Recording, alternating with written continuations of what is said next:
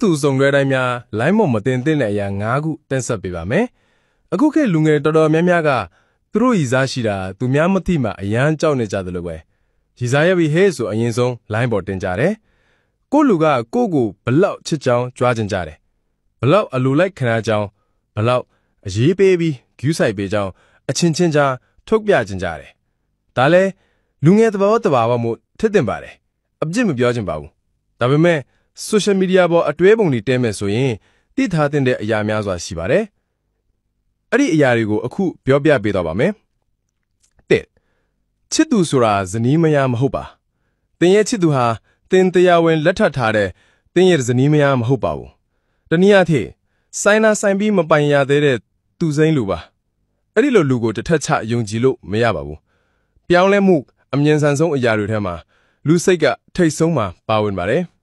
အခုချိန်သူဘလောက်ပဲချစ်ဘလောက်ဂယူဆိုင်တစ်ချိန်ချရင်တင့်ကိုမထားခဲ့နိုင်ဘူးလို့အာမမခံနိုင်ပါသူညဂုံလေးကနဲ့ကိုချင်းတရားကိုယုံကြည်ရင်တောင်ကံကြမ္မာကိုယုံကြည်လို့မရပါဘူးအဲ့ဒီတော့မပိုင်ရသေးတဲ့လူတရားကိုကို့အပိုင်လို့ပုံတွေတပြီး public မှာမတွဲသင့်ပါဘူး profile ချင်းတယ်လို့ခဏချစ်သူချင်းတဲ့လူငယ်တွေတတိထားသင့်ပါတယ်အပျော်ပဲတွဲအတီပဲတွဲတရားဝင်လက်မထပ်သေးသူလူသိရှင်ကြား public မှာမတွဲသင့်ကြောင်းမေတ္တာနဲ့အကြံပြုပါရစေနှစ်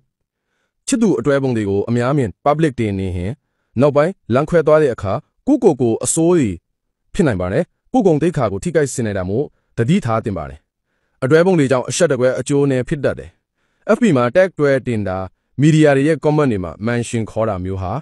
တကယ်မလုပ်တဲ့အရာလို့ရှုမြင်မိပါတယ်အခုလူတစ်ယောက်နဲ့တွဲနေတယ်မကြောက်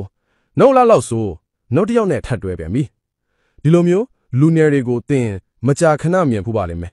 တကယ်တော့ဒါဟာရှက်စရာပါ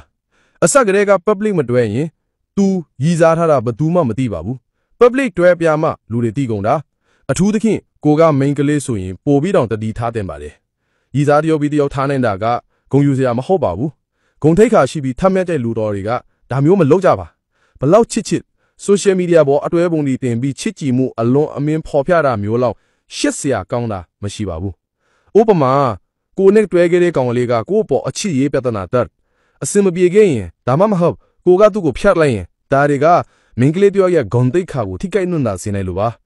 ယောက်ျားလေးအများစုကမျက်နှာများတဲ့မင်းကလေးကိုရည်စားတော့ကျင်ကြပါလေ easily lock ကျင်ကြပါလေဒါပေမဲ့ထပ်မြတ်ပြီးဂုံတိတ်ခါရှိတဲ့ယောက်ျားလေးတွေကတော့အဲ့ဒီလိုမင်းကလေးကိုစက်ရုပ်ယွန်ရှာရကြပါလေ